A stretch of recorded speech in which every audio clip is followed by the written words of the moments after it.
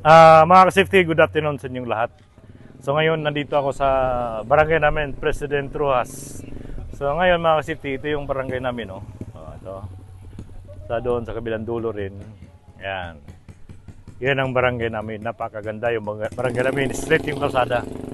So ngayon mga ka-safety, kung nakita niyo yung may nagtatrabaho doon, ito yung organization ng President Roxas Farmers and Fisher Folks Association.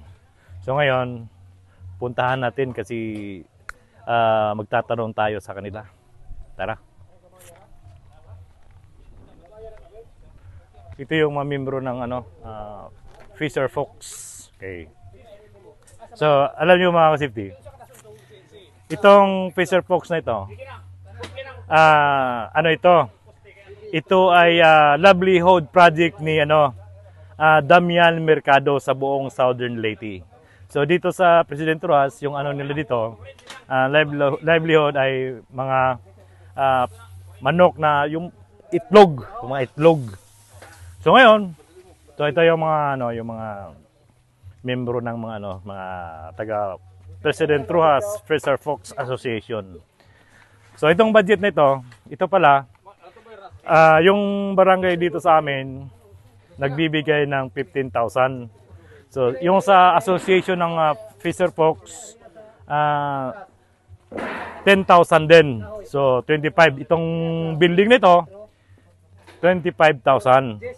So itong building mga ka-safety, ito yung mga itlog na galing sa taas, dinadala dito. Dito tinitimbang yung mga itlog. Sineselect yung small, medium, large at saka extra large. Ganito sa baryo namin, talagang ano kami dito, nagtutulungan.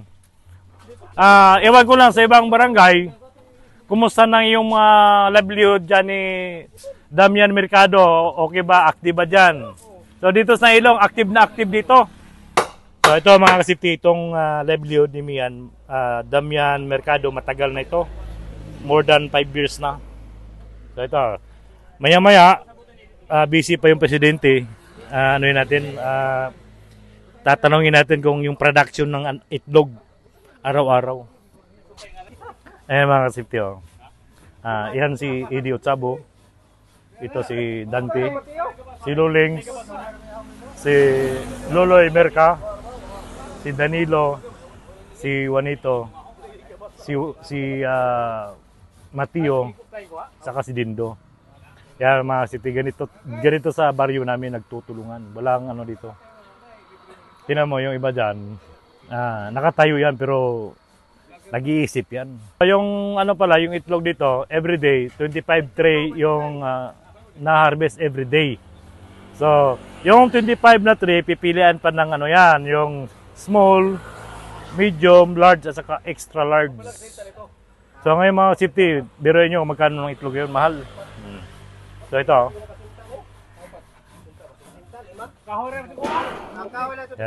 Ayan mga kasipti. Ito. Ayan. Ayan. Nakita nyo yung mga dito. Ganito dito sa baryo namin mga kasipti. Talagang nagtutulungan dito. Hindi na kailangan tinatawag pa. Ayan o. Ayan. Ayun Tingnan mo, housekeeping. Maganda yung housekeeping dito. Walang mga ito. Tingnan mo, napagandang housekeeping dito. Ito mga safety, ang foreman dito si Eddie Otsabo. Ito yung foreman dito, si Eddie Otsabo.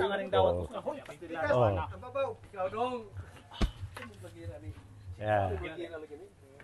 Ayan. Yan, si Mateo. Tingnan mo si Mateo. Pawis na. Kahit mainit. Baliwala ng init, nakaubad pa yung purman simple lang yung purman nila Ayan ang purman, si Eddie Otsabo. Ayan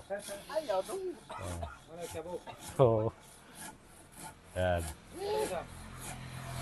Yan si Lulings. Yan, Dindo.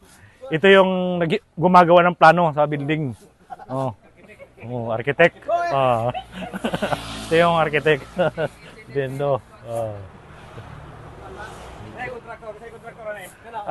Ang kontraktor ni kuan Mga kasipti, yung ano dito, yung kontrata dito dinideclare, hindi 25,000 ang budget dito. Yun naman si Alkin. Walang ghost project dito sa Nailong.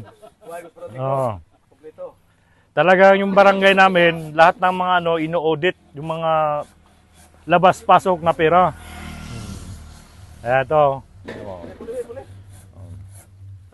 Ayan na si umakyat na yung purman. Ayan o.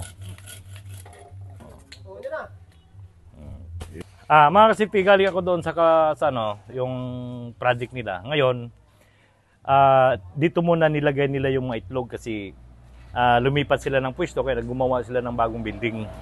So, ngayon mga kasipti, ito yung mga gamit nila. Ito yung timbangan ng itlog.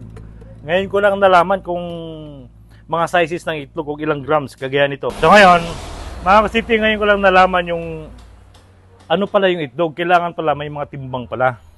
Mula small, medium, large, at saka XL at saka jumbo. So ngayon, ito si Mr. Dante. Ito, kumuha ako ng itlog mga kasipti, titimbangin namin. Yan. Yan. Large 60, nasa mga 63. So ito mga kasipti, yung timbang pala ng mga itlog, yung mga sizes ng itlog. Pag ano pala, 50 to 54 grams yung itlog, nasa yung small siya. Pag yung itlog naman na 55 to 59 grams, yan ang medium. So yung 60 up to 64, yan ang large. At saka yung 65 up to 69, yan ang XL. At saka yung pinakamalaking itlog mga kasipti, 70 pataas na yan. Yun ang tinatawag na jumbo. Ito mga kasipti, talagang dito sa Fisher Fox, dito sa President Roxas, may mga record sila dito. At saka ito yung palang Fisher Fox, ito yung sinasabi ko dati na ito ni Damian Mercado, ito yung livelihood project niya. So sila nag-tie up sila sa yung President Roxas, Fisher Fox, nakipag-tie up sila sa DA, Department of Agriculture. So ito mga kasipti, so sabi nga ng tatanong ko kanina, average pala everyday maha-harvest nila sa farm 25 tray. So sineselect pa yan, yung medium, small, large, mga sizes. So yun lang po mga kasipti, maraming salamat Mr. Dante. Okay.